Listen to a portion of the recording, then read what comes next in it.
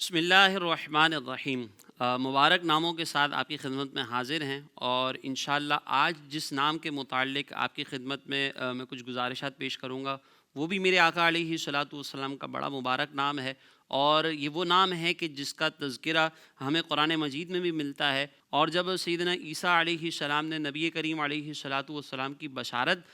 دی تھی، اور اپنے ماننے والوں کو سرکار علیہ الصلاۃ والسلام کے متعلق خبر دی تھی کہ میں ایک ایسے رسول کی خبر دینے آیا ہوں کہ جو میرے بعد ہوں گے، اور ان کا نام جو ہے وہ احمد ہوگا۔ چنانچہ یہاں پر ہم دیکھتے ہیں کہ نبی کریم علیہ الصلاۃ والسلام کا یہ بھی وہ نام ہے کہ جو آپ کی ولادت سے پہلے آپ کے لیے منتخب کیا گیا تھا، احمد۔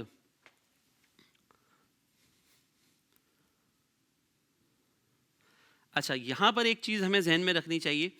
کہ عربک کے اعتبار سے اگر ہم نے اس کی پروناؤنسیشن کرنی ہے تو احمد، یہ پروناؤنسیشن زیادہ بہتر ہوتی ہے، ہمیں اسی انداز کو اختیار کرنا چاہیے، ورنہ یوزلی ہمارے معاشرے میں ہم دیکھیں تو وہ احمد احمد کہہ کے پکارتے ہیں۔ تو احمد یہ ہمارے اردو کے انداز پہ تو چل جاتا ہے، مجہول طریقہ ہے، لیکن پراپر نام اگر ہم دیکھیں جو عربک کے اعتبار سے، عربک پروناؤنسیشن کے اعتبار سے زیادہ مناسب اور انسب ہے، وہ ہے احمد۔ اور اس کی انگلش اسپیلنگ کے سلسلے میں بھی ہم جو ہے وہ اس طریقے سے لکھ سکتے ہیں، احمد۔ یہاں پر بعض لوگ جو ہے وہ ای لکھتے ہیں، تو اگر کوئی اس طرح کے نام کو لکھ کر اس کی پروننسیشن درست کر رہا ہو تو اس میں بھی کوئی حرج نہیں ہے، لیکن بہتر یہ ہے کہ احمد کا اگر ہم عربک کے اعتبار سے تلفظ دیکھیں تو یہاں پر پھر اے آنا یہ زیادہ مناسب ہوتا ہے۔ اگر ہم اس نام کے متعلق دیکھیں تو میں نے پہلے بھی کی فضیلت ذکر کی تھی کہ نبی کریم علیہ الصلاۃ والسلام نے یہ ارشاد فرمایا کہ اللہ کی بارگاہ میں دو افراد کو لایا جائے گا،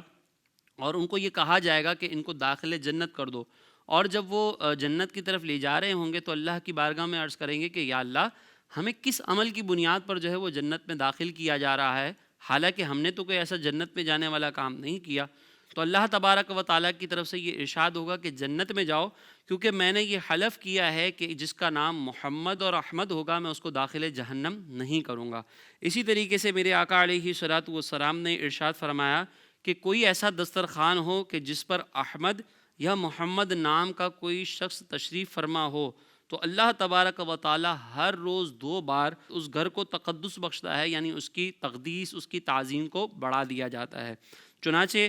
جو نام